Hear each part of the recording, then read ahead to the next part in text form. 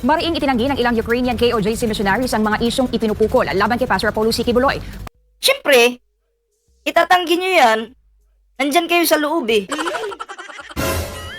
Ang tagal nyo nang nakatira dyan eh. Oh. Diba? Diyan na kayo nabubuhay. Natural, itatanggi nyo yan. Kahit may kababalaghan na dahil yan na yung ikinabubuhay ninyo eh. Yung pangkukulto eh. Tatanggi nyo talaga. Oh. Diba? Partikular na ang isyu ng rape at iba pang pang-aabuso. Ito'y kasabay ng pagdidiin ng ilang mga magulang na dito nila nakita ang magandang buhay para sa kanilang mga pamilya at anak. Narito Oh, nakita, alam nyo yung magpatira ka lang kay Kibs. Magkakaroon ka na ng magandang buhay diyan. Oh. Bigyan ko lang 'to ng jacket, wait lang.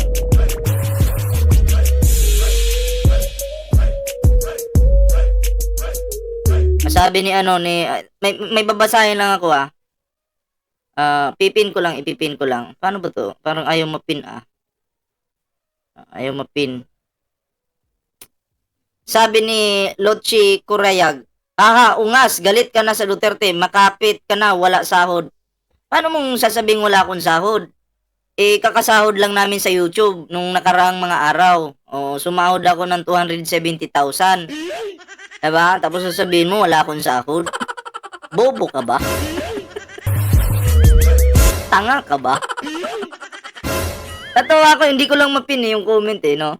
Hindi ko lang mapin. Wala daw ako sahod. Sabi ni Argo, number 1 pa rin daw sa survey si Sarah. Sa trabaho, number 1 ba siya? Yun yung tanong. Sa trabaho, number 1 ba siya? Diba? Yun yung tanong.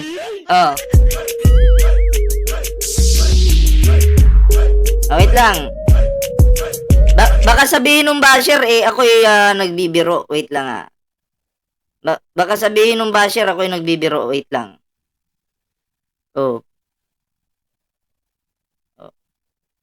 Baka sabihin kasi nung basher, si Ballpoint Man ay,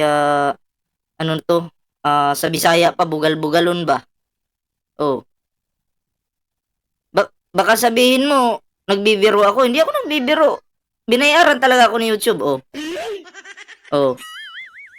ikaw lang kasi na basher ka, wala kang makain. Hindi ako nagbibiro, yan. Baka sabihin mo, nagbibiro ako,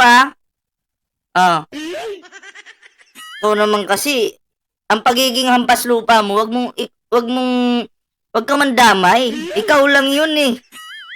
Mas mandadamay ka, ikaw yung hampas lupa dyan, putang ina mo ka. Love trip,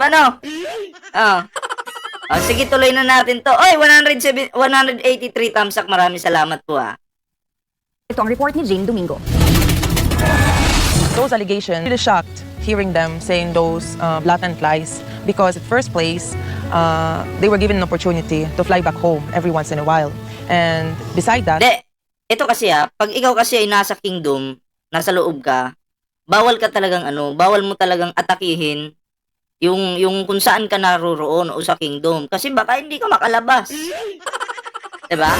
Baka mahirapan ka makalabas. Yun. No? So, sila, nandyan nabubuhay sa loob, natural, normal po yan na ipagtatanggol mo kahit may mali na, diba? Normal po yan. Kahit alam mong sinungaling yung sinusuportahan mo, kahit alam mong kulto yung sinusuportahan mo, diba? Ganun yun eh. Magsisinungaling ka kasi pag kumanta ka, ay kawawa ka. May Bartolina pa naman dyan. Diba?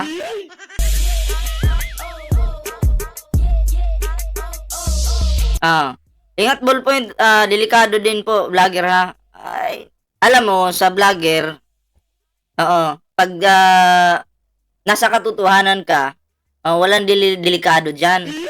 Ang mas delikado po ngayon yung mga fake news na vlogger, sila yung delikado ngayon. Pero pag tayo ay nandun lang naman tayo sa tama at sila yung may tama, sila yung delikado. Tuloy natin to. After staying some time here, they even invited their families and relatives to visit them here, their parents and their younger siblings, and they encouraged them also to become workers like themselves. Nakakasawa na yung yung salitang workers. So, if they were Maganda naman to. Siguro may edad na nga lang, kaya nga lang. Pero nagdaan na to sa ulo ni Kibuloy, sigurado to. KO! physically abused or raped as they claim, how would you ever do that? You would introduce the person who allegedly raped you to your parents. It doesn't even make any sense, you thinking that a person would do that. Kinwestiyon rin ito ang mga akusasyon ng mga ex-KOJC missionaries dahil kung totoong inabuso sila dito, ay tiyak na makikita ito sa kanilang mga kilos. Ngayon, ang tanong dito, husgado ka ba? Pangalawang tanong, bakit nagtatago si Kibs noon kung talagang wala naman talaga siyang ginawa? Napilitan na lang kasi siya lumabas kasi corner na eh. Alam mo, ikaw na puti ka, umuwi ka na lang sa bansa mo. Ikaw naman, ang hilig mo namang dumikit sa ulo ng Pilipinong kulto. Diba? Yan na lang ba yan ba yung kinabubuhay mo? Kakahiya ka. And secondly, they really don't look like they were physically abused or their rights were violated, they were that they were not happy here. Natural, may na-interview nga dyan na lalaki, no? Sa pilitang interview yun eh, parang tinutukan siya ng camera at ang sabi doon, pinaaral ka ba ni Pastor? Oo, pinaaral daw siya pero alanganin po yung mga salita niya, parang hindi niya gusto yung interview eh, no? Sa pilitan kasi yun eh. Siya, medyo bakla yun yung in-interview na yun, pero siya, parang hindi niya gusto, no? Hindi niya gusto yung interview kasi sa pilitan. At saka syempre, kailangan kasi pag ikaw in-interview dyan ng mga taga-Isiminay, kailangan nakasmile ka palagi. Oo, para kunyari, happy kayo ba? Oo, kunyari lang. Wag nga kami. Because they look like they were enjoying their life and everything was open to them, it comes with a very heavy emotional trauma. Kumusta kaya yung mga anak nito? Pinapakain din kaya sa kay Kibs? I'm sure may mga anak ang babae Oo, pero ang tanong ko kumusta? Kasi kilala namin yan si Kibs, aalagaan muna. Ma'am Josephine Barrio, shoutout po aalagaan muna, din pag malaki-laki na, pwede nang kainin. KO! Which, in their outward look, you would never say that. They don't look like somebody who have been abused and traumatized here. Pastor opened their heart and provided them with everything that they could ever ask for. So, looking back, I don't think... Provide ka naman talaga. Kasi, natikman ka eh. Provide ka, normal lang yan. Ibuloy pa ba? Diba? Ang problema sa mga Pilipino rin, nabigyan lang ng patuka, umamo na. Diba? Belinda Zarate, shoutout. Binigyan lang ng patuka, umamo na. Yun yung problema. Naging aso-aso na.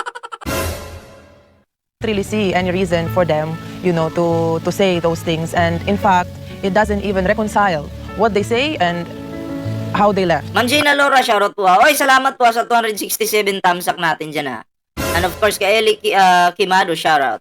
Pino na rin yung kinang timing ng pagkasabi ng mga dating KOJC workers na nirape sila dahil matagal pa silang nanatili dito sa Pilipinas at sa KOJC.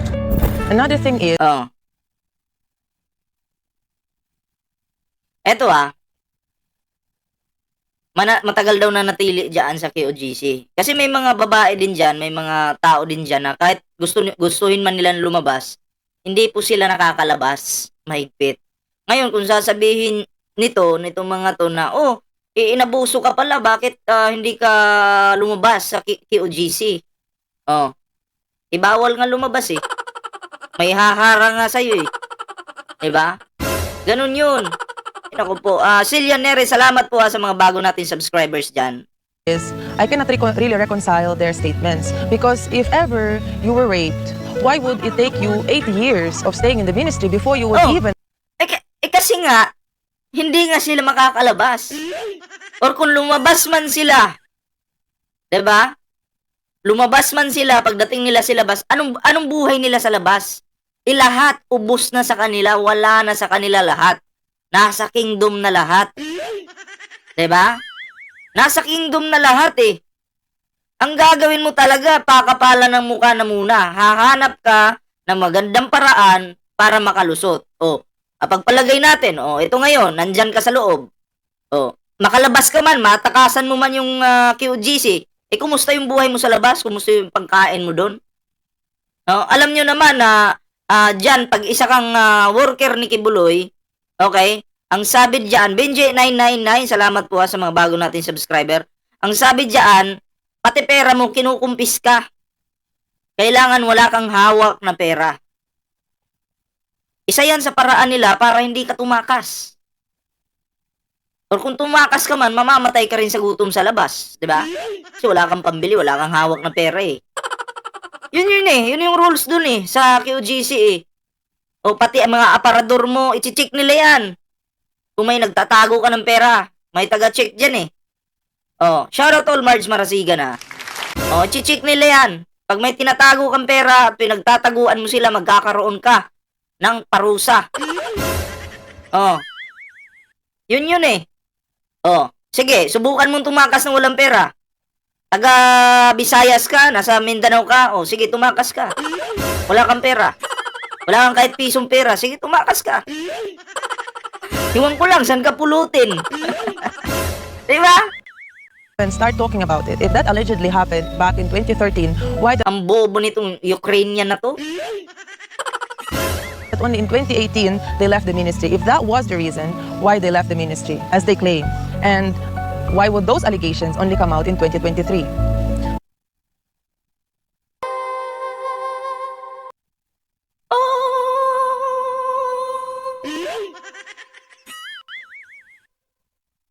So you can't really reconcile that. If you were raped, you would not like to stay in the ministry a minute longer.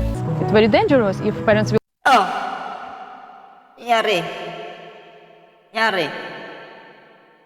Sa kuweba tayo Ito na ngayon. Okay na ba yung audio natin? Okay na ba? Kung kayo, mga lalaki na lang, mga boys natin dyan na nanonood, okay. Nandun kayo sa KOGC, miyembro kayo dun. Tapos ginahasa kayo ni Kibs. Tapos wala kayong hawak na pera na kahit piso. Okay?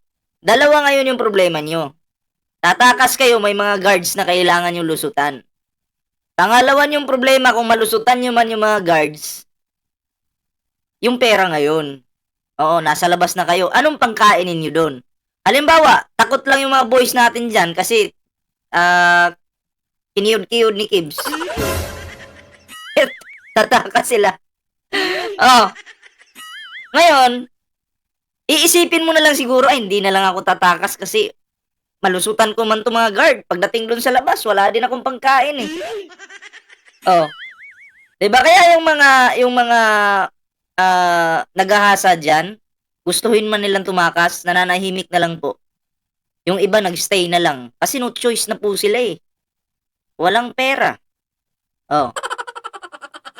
Etong mga sinasabi nitong mga Ukrainian na to, wala eh. Ang bilis sunugin eh, ang bilis basagin eh. Diba?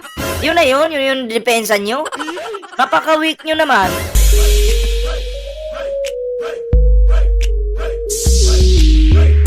Shoutout kay kay Jessica. Oy, huwag kalimutang mag-like sa ating live ngayon Pastor, my kids Dagdag naman ito na malapit rin ang kanilang mga anak kay Pastor Polo at maging ang ibang mga bata sa loob ng compound. also I cannot believe in this because if we so close to Pastor, Grabe may ganyan ding halik ni Kibuloy eh. Babae yun eh. Siguro nasa 4 years old na yun, 5 years old.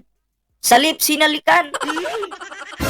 Kung ako yung tatay, gaganyanin mo anak ko, sampalin ko yung utak mo eh. Oo. Nandun po yun sa isang vlogger, no? Sa lips, sinalikan yung bata. Grabe.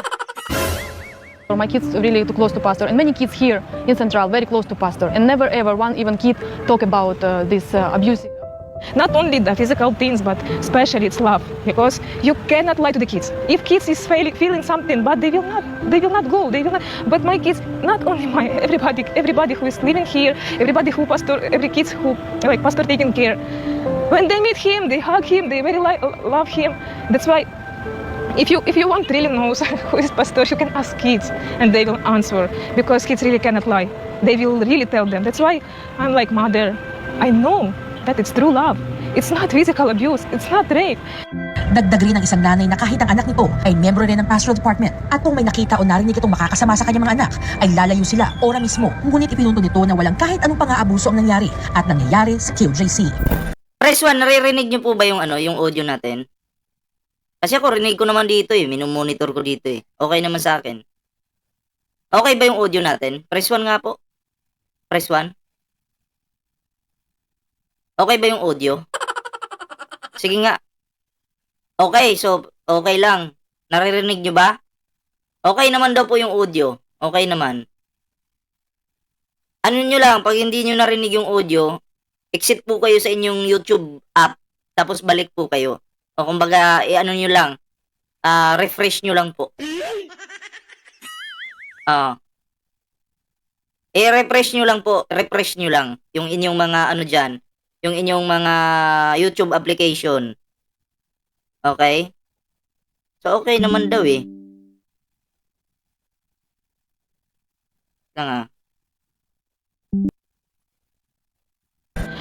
Even my eldest daughter, he's in pastoral ministry.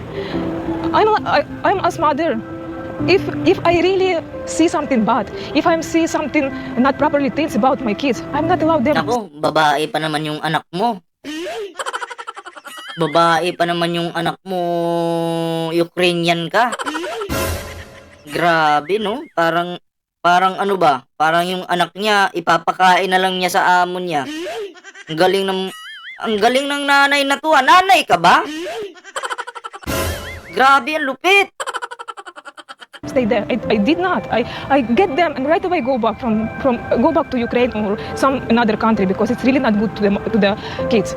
But for me, for my kids, it's best life, because Paano ka nga babalik sa Ukraine, sa lugar mo, kung ikaw naman mismo sa sarili mo hindi mo kaya?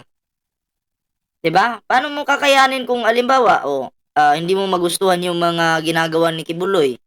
Tapos pag naramdaman ni Kibuloy yan na medyo umiiwas ka, papatingnan ka na niyan sa angel of death niya. Bantayan nyo to ha, tatakas yan. Yan yung sasabihin ni Kibs. Babantayan ka ngayon ng mga tao, mahirap ka na makalabas dyan. Kasi nakatutok na sa'yo yung mga yung kanyang mga kampo ng kampo ng dilim Babantayan ka na niyan And then kasunod niyan, tatanggalan ka na niya ng mga pera or kung anong kung anong mga magagamit mo sa pag-alis mo, tatanggalan ka niyan para mapigilan ka lang at hindi ka makaalis. Ganun yun Huwag mo nga kaming bibilugin dito. Pinaglululoko mo kami. Ito namang babaeng ito. Babae pa naman yung anak niya. Diba? Grabe parang umanak lang sila para ipakain. Ipakain sa amo. Among gutom. Gutom sa laman. pastor for my kids is like father. He's loved them. He give them everything what they need. And I'm happy that she is there because I know it's best for her. Kadimo TV, mega love shoutout. It's best for my son because he is the boy, he's the one boy in my family. My son always look at pastor and he's like example. Ito magiging magiging leader to sa mga yung nanlilimos ba. Siya yung maglilista sa tagalimos ba kasi medyo ibang lahi ito For him. And he always said, no, I will be like pastor. If it's bad person, who is the from kids said, I will be like pastor? No, of course. Because brainwash na talaga to. Totoo po yan. I really sure, I know, I saw, I see, and continue to dedicate my life, my kids to this ministry, to pastor, and testify all over the world that pastor is not like that. Like that testimony about him, very bad things, that pastor is rape kids or Ano pa? like physical abuse or something else. No, it's not. No, it's not. Eh ano yung audio na narinig namin? Ipapapatayin niya si... May ipapapatay siyang babae, pati yung pamilya. Audio yon. Yan pa lang, sinungaling ka ng babae ka. Sarap mo sampalin sa mukha eh. Diba? Namamagana nga yung mukha mo, sinungaling ka pa. Halatang-halata naman. Sino yung nakaparinig ng audio ni Kibuloy? Yung may papatayin siya. Oh. Press 1 nga, press 1. Ginagago kayo eh. Ginagago kayo nito mga ibang lahi nito. Yung ibang lahi na to. Ginagago kayo. Oh. Oh, katulad niyan. Matagal na siguro yung video na yan. Hindi, bago pa lang to. Sa channel to ng mga bayaderos. Oo. Doon lumabas ito sa channel ng mga bayaderos. Itong video na to. I think may mga 4 na araw na yata. O yan o, may mga nakakita ng ano eh. O, na si Ma'am Violeta Talo, Gerald Samson, Oscar, o, German Evangelina, o, Evangelina, yan. O, narinig yung audio. Sinungaling. Good daw si Pastor, good. Good sa ano, saan? Sa kwarto. Malaki ba, miss? Woo!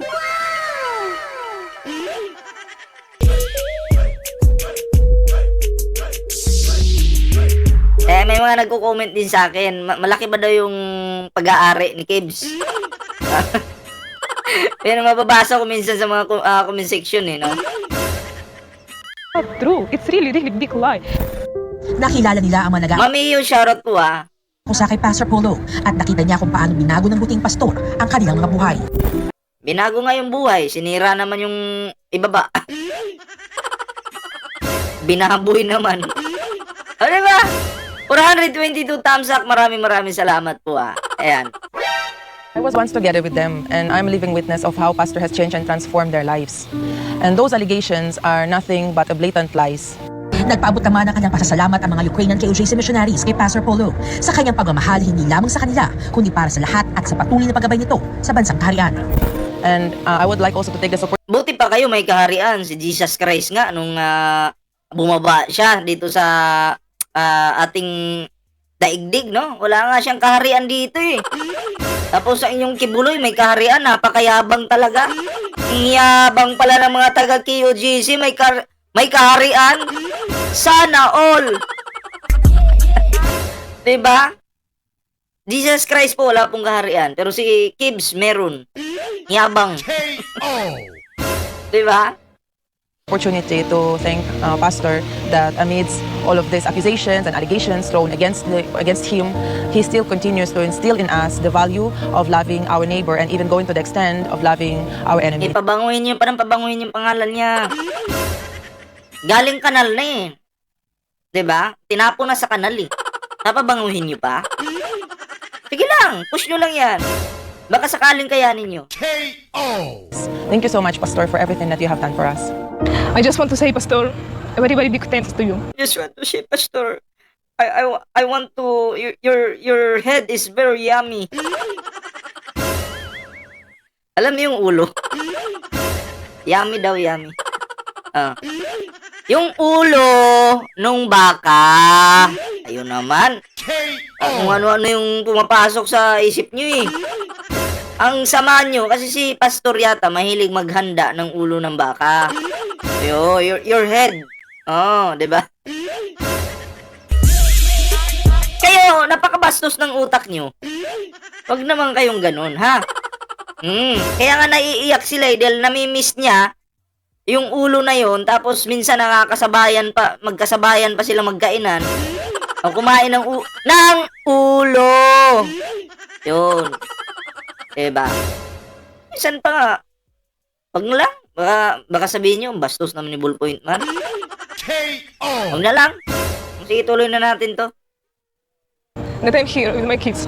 You always teach me only good, only that things that I can use it now for my life to continue doing my ministry. And I remember that day when I promised to you, Pastor, be with you until the end. It's true. I will continue my message. I will continue my ministry no matter what. Continue nyo yung ministry nyo. O gawin yung ama si Jesus Christ, tapos naging anak si Kibs, i-continue nyo. Pag mamatay kayong lahat, ewan ko lang, saan pulutin yung kaluluwa nyo. Kasi malinturo. Malinturo ang inyong pinapakalat.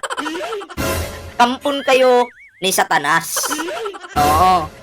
Kayo ang kampon ng mga demonyo. Period. Diba? If it's good days or it's bad days, if it's big blessings, big trials, no matter what. I want to tell to you that my love, big for you, Pastor. My life, it's in the hand of the Father through you, Pastor. So, we love you, Pastor. We are waiting you here. We will continue. Wala ka nang nag-aantay ka kay Kibuloy dyan? Aantayin mo? Wala na. 1,000 years yun, mabubulok sa kulungan. In your dreams. Jack Ryan, shout out. 'Di ba? Mag-aantay daw po siya. Bakit? Medyo gusto niyo ng kiss-kissa na, gano'n. Nag-aantay na kayo. Manuel Domingo, shout out po ha. Continue, do our ministry best what we can. Just the Father. About pastor's love, about pastor's kindness, mercy, goodness, and about his big heart, I can say only that it's really Big heart ba talaga or big head? Ano ba talaga?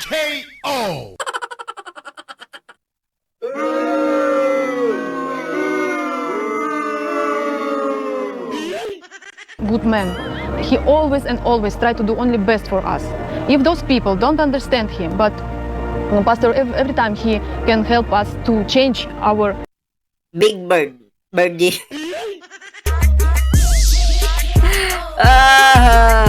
Okay. physical life to spiritual life and understand first of all spiritual things. And we want to say thank you very much for your patience, for your kindness, for Hindi your mo maintindihan eh. Hindi mo maintindihan. Dito sa Philippines, minsan sabi niya, I am now the Son of God. Yan sabi niya, I am now the Son of God. Istoryahe! Yan sabi niya eh. Sa Amerika naman, ganun din. May Son of God din doon. Sa Vietnam, meron din Son of God doon. Sa China, Son of God! Every country, merong Son of God. Tapos sasabihin nila doon, hindi daw sila maligtas. Ang mga the Philippines, hindi daw maliligtas yung mga Pilipino kasi pag hindi daw dumaan doon sa Amerika, kasi may Son of God din doon eh. Ganun din sa Vietnam.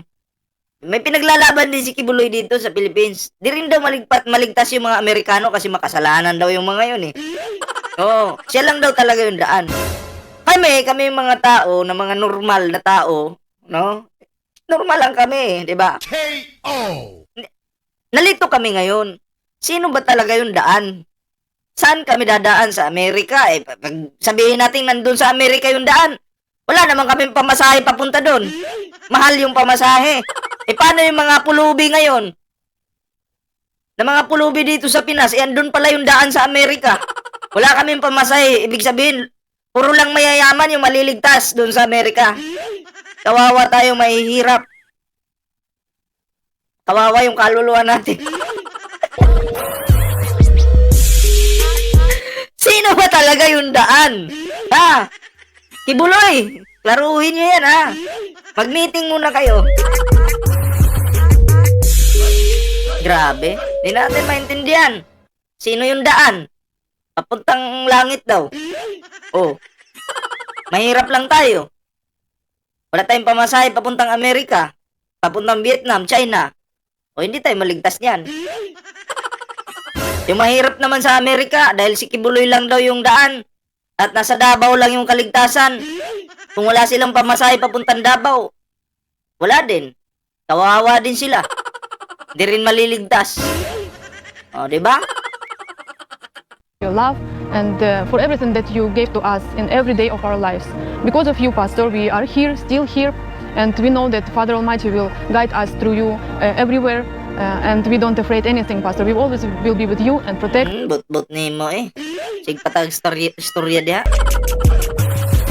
Dami mo pang papuri kay Gibbs. Anyway, kailangan mo talagang gawin yun kasi kunyari concern ka.